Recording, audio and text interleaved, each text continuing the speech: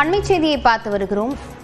கன்னியாகுமரி, நீலகிரி, தேனி, கோவை உள்ளிட்ட பகுதிகளில் அடுத்த 3 மணி நேரத்திற்கு மிதமான மழை பெய்யக்கூடும் என வானிலை ஆய்வு மையம் தெரிவித்திருக்கிறது. இதுகுறித்த விவரங்களுடன் செய்தியாளர் லிபிகா இணைந்திருக்கிறார். லிபிகா, விவரங்களை பதிவு செய்யலாம். லாவண்யா, தமிழகத்தில் அடுத்த 3 மணி நேரத்திற்கு 6 மாவட்டங்களில் மழைக்கு வாய்ப்பிருப்பதாக சென்னை வானிலை ஆய்வு மையம் தகவல் தெரிவித்திருக்கின்றது.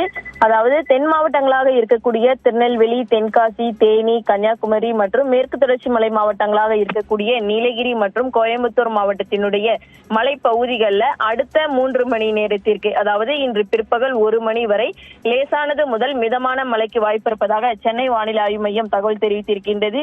ஏற்கனவே தென் மாவட்டங்களிலையும் மேற்கு தொடர்ச்சி மலை மாவட்டங்களிலையும் கடந்த 2 நாட்களாக கன முதல் மிக கனமழை வரை பதிவாகி வரக்கூடிய நிலையில் தொடர்ச்சியாக இன்று பிற்பகல் 1 மணி வரை மழைக்கான வாய்ப்பு இருப்பதாக வானிலை ஆய்வு மையம் தெரிவித்திருக்கின்றது. கடந்த 24 மணி நேரத்தில் அதிகபட்சமாக கோயம்புத்தூர் மாவட்டம் சின்னக்கல்லாரில் 9 சென்டிமீட்டர் மழை பதிவாகியிருக்கின்றது. அதற்கு அடுத்தபடியாக கோயம்புத்தூர் மாவட்டம் சின்கோனா மற்றும் சோலையார் ஆகிய இடங்களிலையும், தேனி மாவட்டம் பெரியார், அதே போன்று கோயம்புத்தூர் மாவட்டம் உப்பாசி ஆகிய இடங்கள்ல தலா 5 சென்டிமீட்டர் மழை பதிவாகியிருக்கின்றது.